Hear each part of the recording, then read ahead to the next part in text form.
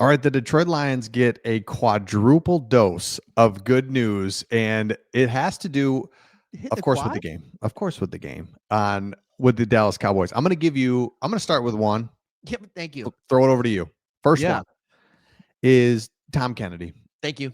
We we talked about him last video if you saw Yep. that, but we wanted to spend more time on him because it's just this basic fundamental making football look easy or just solid type of play. What are your thoughts on Tom Kennedy and the way that he played and what he means to us? Because that's huge position. It The is. things that the dude is just sitting there waiting in the practice squad or just for years, and he just pops up and helps us. Like, what? Thank you, man. Yeah, St. Brown said it at the desk afterward. He said, Tom Kennedy has been with this team since before I was drafted.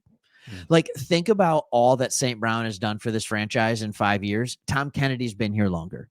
And Tom Kennedy, all he's ever done, like, I can only imagine what they see and how, like, extremely helpful he is as a practice squad player, like, trying to cover him. Mm. I am absolutely amazed at his ability to get max amount of yards for his skill set.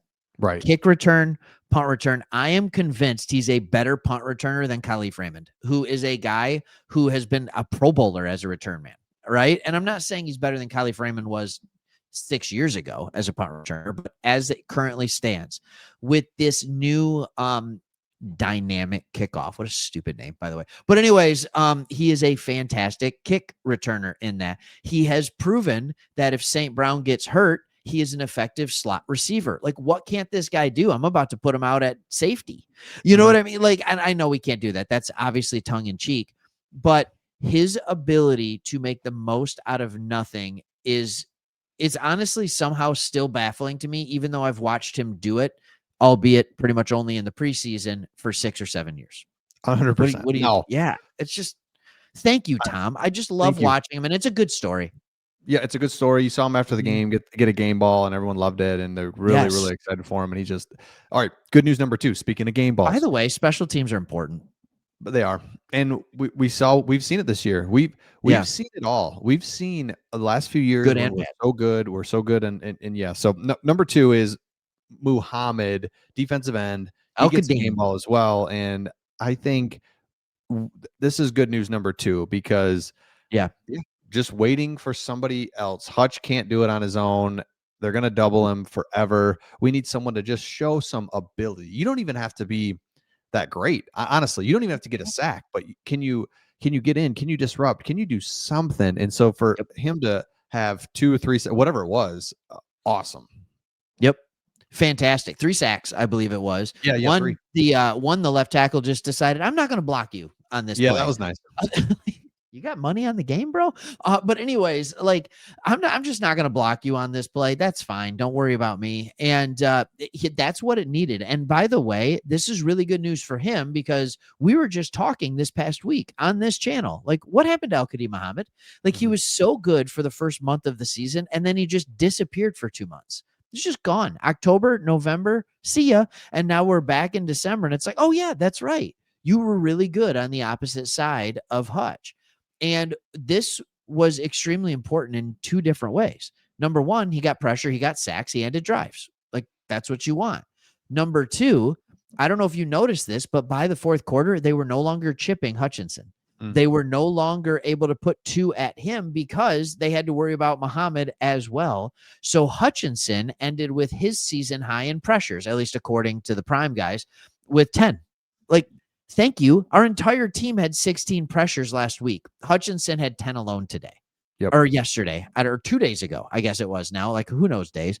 And it's just one of those things where I'm like, that's what you need. You just need a guy that's able to put pressure on the quarterback opposite Hutch. So Love simple. Simplest thing in the world. Thank you so much. The third good news, and this goes to our defense, and we thought overall the defense played just well, and one of the reasons Muhammad's won, but the third good news is it's clear now. You look out there and you see Jack Campbell at middle linebacker, and just what he does, how he plays, who he is, the physicality, the coverage, when he meets somebody in the hole, It's over. just feels it's just such a like, oh my gosh, okay, we do have this anchor point Mhm. in our defense that he doesn't make mistakes. He's not an idiot. He's right there. He doesn't miss time. I just feel like, man, if you're gonna make this playoff run, if you're gonna Yep. be in the playoffs, doesn't it feel like the Niners had Fred Warner, where you're just like, okay, that's Yep. He's nice. I mean, phenomenal. you feel like you can't trick him. Mhm. It's just a tough out to have that middle linebacker, and Yeah. we have that. What are your thoughts there? Oh, we fully have it. Oh I yeah, I have this weird love for middle linebackers. Like, I just think it's such an important position. I really do. And it's one of those things for me where I just want to take you back. And I do this often with him. And he's gone. This is what happens when you have kids, people. But anyways, take you back to like this is what happens when you have kids, right, Chris? Like that's my assumption. But anyways, I got him too. Don't worry. yeah. Keep Uh, going, keep going. yeah, just keep going. Like, remember when we drafted him and everybody was just like, "What are we doing?" And we draft him, and it's just like, "Oh my goodness, this is what we need." Like, this is what we need is just this physically dominant, but he's also one of the smartest linebackers you've seen. He's now in year 3. He's put the head with the physical, and all of a sudden, and I hate the Bears. I do. He's turning into Brian Urlacher. That's all I can say with it. He's a more athletic Luke Kuechly, whatever you want to say. Like, he is going to go down as one of those linebackers that people are like, he's one of the best we've ever seen do it. I really do believe that. Dude, 100%. And that's we're kind of like, at least for me, I forget about him being there. I focus on other things. I focus on what's wrong with the defense, and but it's such a nice thing to have him. And that is, I just think of going forward in the playoffs. What do you need? You need a pass rush. Be nice to have a really good middle linebacker. Yep. Just the defense could carry you, and that's why I keep holding out hope for our defense to Yep. carry us and Yep. to be like elite almost. It's like, could we be elite? Because it's like we've got the 'Cause elite we are pass on the rusher. run game side of it. Yeah. Oh, Yep. yeah, and that's nice, really. We got It the is. elite pass rusher. We've got an elite linebacker.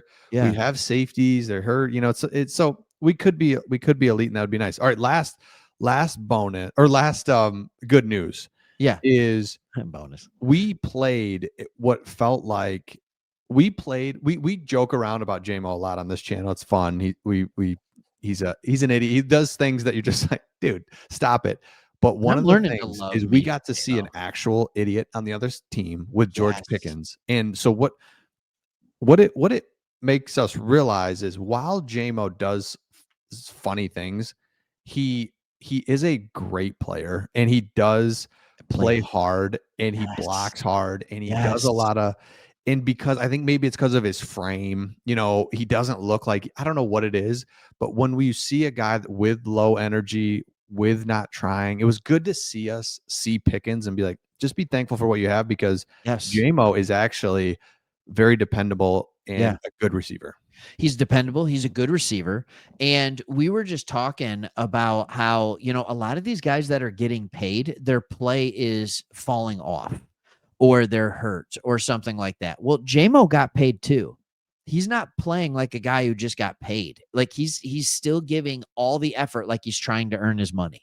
Right? Like he's giving all the effort. And you hear them talking about Pickens and you hear how they're talking with Pickens like, oh man, this guy's going to want 40 million a year next year and he's going to want all this. And it's like, you can't pay a guy that takes plays off or takes quarters off that kind of money. It makes no sense. And then you just see JMO, sure, he'll have a bonehead penalty or he'll have a untimely drop, but he's working his butt off Mhm. every single play.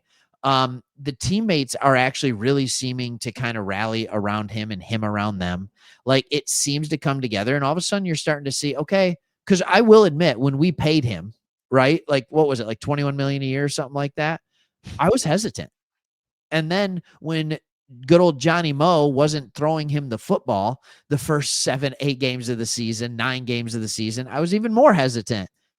Man, oh man, it is really nice to watch a guy that has the talent with the effort, Yeah. even with a little bit lack of maturity. At least he's immature in the right areas to be a really good football player. That's right. And Yeah.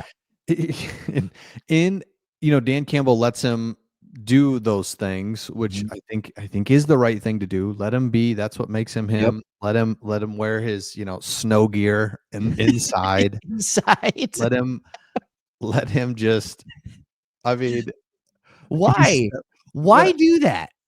I dude, just like, can you breathe? and Well, even if he did score that touchdown where he stepped out of bounds at, like, the 2, I yeah. still don't think maybe I'm wrong, but I'm like, I still don't feel great about chucking the ball into the Cowboys sideline, like, that's probably not but yeah, it's so I think funny. that was So, I think that was the longest throw of the night, actually. yeah, just Um, chucking just it, and chucking it.